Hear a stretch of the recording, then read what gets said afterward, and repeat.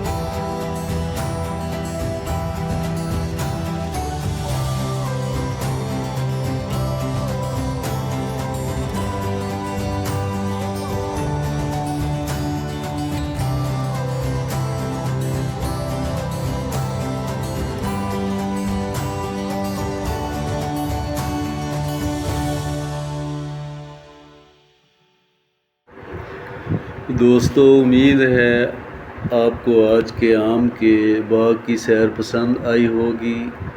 अगर वीडियो अच्छी लगे तो उसे लाइक करें, अपने दोस्तों के साथ शेयर करें और हमारे चैनल को सब्सक्राइब करना ना भूलें। फिर मिलेंगे इंशाल्लाह एक नई वीडियो के साथ। अल्लाह हाफिज़।